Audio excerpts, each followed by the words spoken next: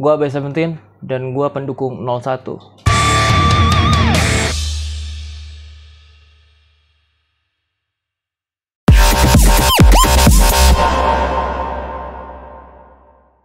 Di video kali ini gue mau membeberkan ya apa-apa sikap gue tentang pemilu kali ini. Yang pertama, gue pendukung 01. Setidaknya pendukung 01 itu dibagi menjadi 3 golongan besar. Yang pertama, orang yang memilih dengan logika, yang memilih dengan rasionalitas, ya, membandingkan antara 01, 02, 03, lalu dia akhirnya memilih 01 karena menganggap 01 itu yang paling kompeten dan atau yang paling tidak berpotensi untuk menzolimi rakyat. Ini golongan yang pertama. Yang kedua adalah golongan orang-orang yang memilih karena preferensi agama. Karena melihat bahwa 01 ini, terutama Anies Rashid Baswedan, ini dekat dengan agama. Yang ketiga adalah kelompok K-popers. Nah, gua ini yang mana? Termasuk golongan yang mana? Yaitu yang pertama. Gua membandingkan antara 01, 02, dan 03. Dan akhirnya gua memilih 01. Itu alasan gua kenapa memilih dan mendukung 01. Dan yang lain, kita bisa melihat pemilu kali ini itu sangat-sangat brutal. Benar apa yang dikatakan para ketiga akademisi, para ketiga ahli politik dan pemerhati politik di film Dirty Vote. Dan juga benar apa yang disampaikan oleh Pak Yusuf Kalla yang juga diaminkan oleh Pak Mahfud MD bahwa pemilu kali ini adalah pemilu yang sangat-sangat brutal.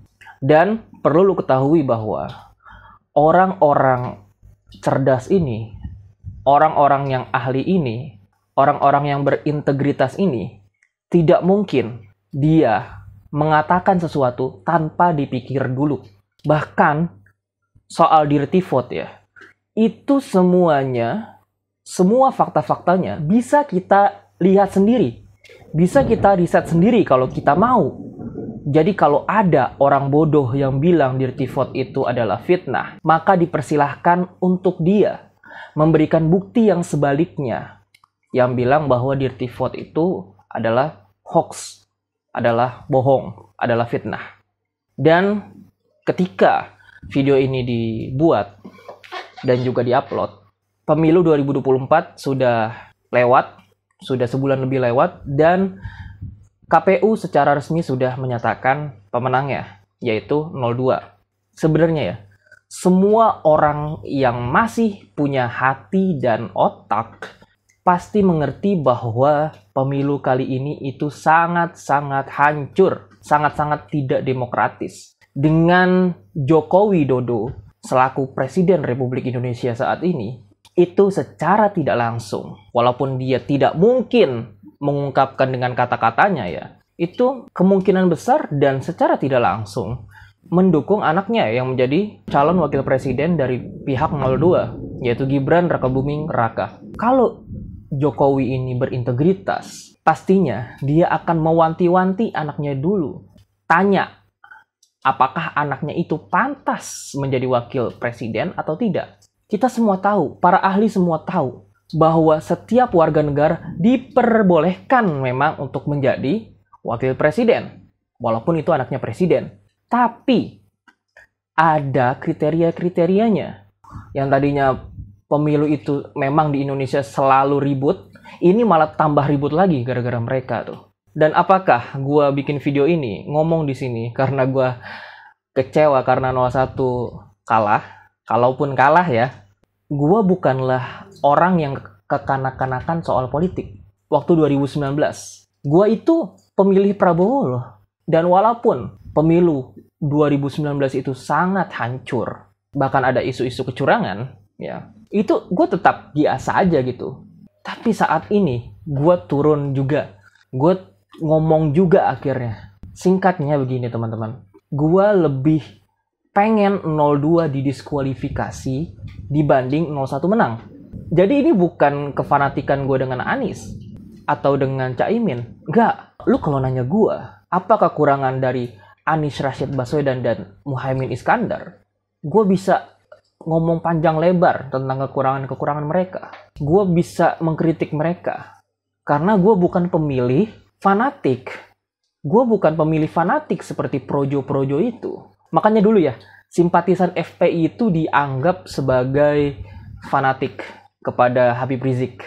Tapi kenyataannya sekarang berbalik. Bahwa organisasi atau komunitas yang paling fanatik, setidaknya menurut gue, adalah projo. Karena lu lihat sendiri, udah berapa banyak akademisi di universitas-universitas yang bilang bahwa Jokowi itu harus berintegritas. Jokowi itu harus menjaga demokrasi, bukan malah merusaknya. Dan orang-orang yang berbicara ini bukan mahasiswa ya, tapi dosen, tapi profesor, tapi guru besar, tapi rektor, tapi dekan. Semuanya berbicara.